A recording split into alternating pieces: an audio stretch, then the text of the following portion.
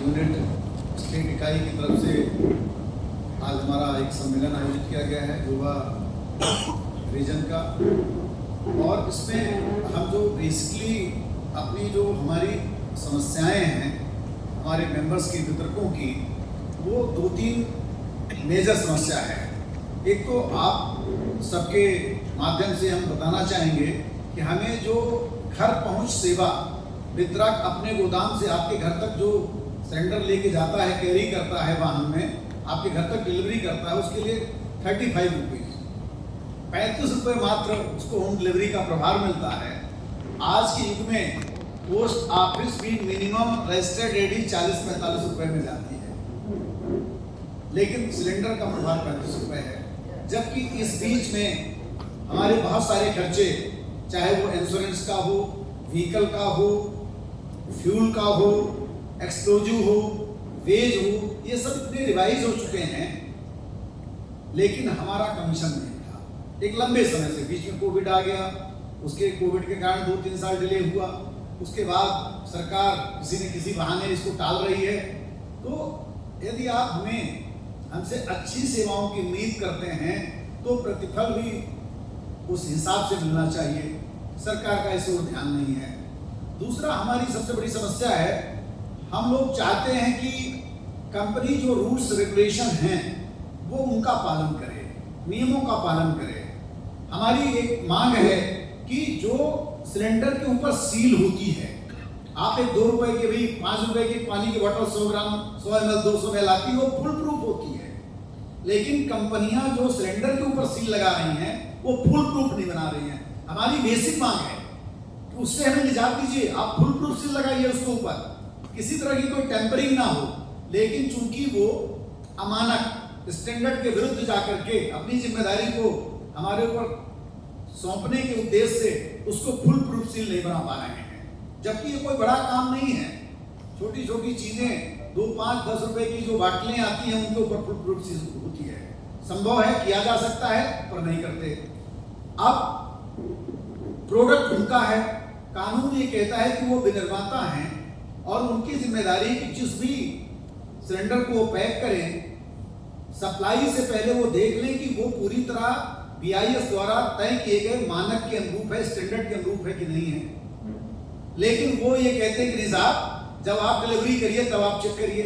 साहब, मैं seal temper करके क्यों चेक करूं?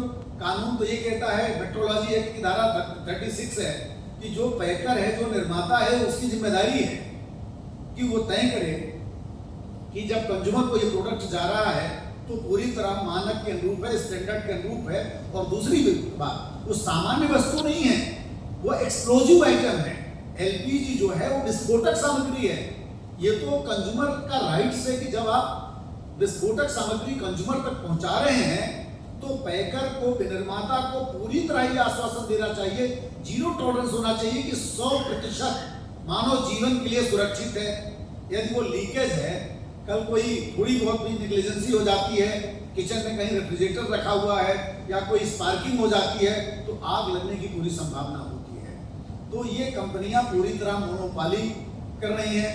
देश में आज भी, अभी आपने सुना होगा, आप ऑनलाइन बुकिंग करिए, OTP से करिए।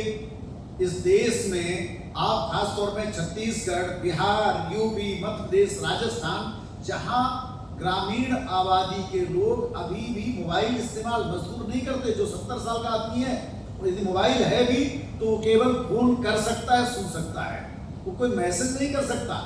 अब आप इसको कह रहे हो कि बिना किसी कानून के कि ऑनलाइन बुकिंग करिए, कानून में नहीं है।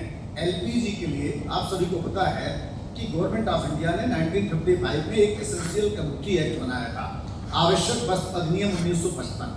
उसके तहत कंट्रोल ऑर्डर जारी किया, LPG कंट्रोल ऑर्डर 2000। वो कहता है कि कभी भी कोई भी उपभोक्ता वितरक से मांगेगा कि भैया मुझे ये जरूरत है, उसके मांगने पर उसको सिलेंडर प्रदान किया जाएगा। कानून में ऐसी कोई व्याख्या नहीं है। दूसरा, OTP से देश में इतनी धोखाधड़ी हो चुकी है कि लोग आपकी OTP लेके आपके बैंक को खाली कर देते हैं, तो लोगों के मन में यह भय व्याप्त हो गया कि भाई OTP क्यों चाहिए। और आज की तारीख में यदि आप उज्ज्वला को छोड़ दें तो आप कोई सब्सिडी देते नहीं है। एक प्रोडक्ट है, आप नॉर्मली उसको सप्लाई कर रहे हैं, कंज्यूमर को मिल रहा है, कंज्यूमर देना नहीं चाहता। तो ये कुछ बेसिक समस्याएं हैं। आज हमको कहा जाता है, हमारे बोर्ड पर लगा हुआ होता है, आप किसी वितरक के यहाँ जाएंगे तो वहाँ लिखा होता है कि आपको चूल्हा लेना या अन्य उत्पाद लेना आवश्यक नहीं है। लेकिन कंपनियां तीनों कंपनियां, जो तीनों एमसीज कंपनियां हैं, इंडियन ऑयल, हिंदुस्तान पेट्रोलियम और भारत पेट्रोलियम, ये 3 ओएमसीज हैं, ऑयल मार्केटिंग कंपनियां हैं। ये तीनों मोनोपोली करते हुए सारा प्रोडक्ट डीलर के माध्यम से जबरन बिकवाती हैं। और अभी तो एक सुरक्षा ट्यूब आई है, उसमें एक्सपायरी की डेट कभी भी आपके पास बैग है, इसमें कोई एक्सपायरी नहीं है। केवल फूड एडल्ट्रेशन एक्ट, जो यहाँ पर खाद्य अपमिश्रण कानून या मेडिसिन से संबंधित विषयों पर ही बेस्ट बिफोर यूज लिखा रहता था, ये एक्सपायरी का प्रावधान है। बाकी किसी कंज्यूमर आइटम में ये कहीं एक्सपायरी का प्रावधान नहीं। इन्होंने जो सुरक्षा बनाई उसमें लिख दिया चेंज बिफोर, मतलब इस तारीख से पहले आप चेंज कर दीजिए। वो 4 महीने 6 महीने उत्पादक जो प्रोडक्शन करता है उसके पास पड़ा है, फिर वो डीलर के पास पड़ा है, फिर हमारे वितरक तक आते आते वो 1 साल 1.5 साल हुआ, तो उसकी जो लाइफ आप बता रहे हैं 5 साल, वो तो 1-1.5 साल यूं ही चला गया, तो 3-3.5 साल बचा, तो 5 साल की बात कहाँ बची। तो ये जो विषय हैं इनको कंपनियां एड्रेस नहीं करती हैं, बात नहीं करती हैं, और एक तरफा कुछ भी आप लागू करने के पहले वितरक को भरोसा में नहीं लेते। अभी इन्होंने पूरा एक सेफ्टी का कुछ भी इस देश में वो एक अभियान चला, 35 रुपए है, ये होम डिलीवरी चार्ज 75 कर दिया जाए और टोटल कमीशन जो है 150 कर दिया जाए पर सिलेंडर। ये हमारी डिमांड है सरकार से।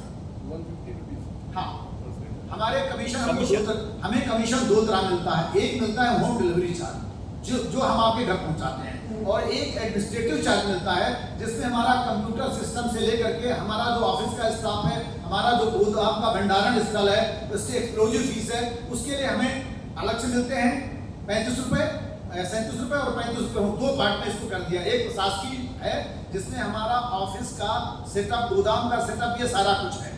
तो हम दोनों को मिला करके 150 रुपए की हमारी डिमांड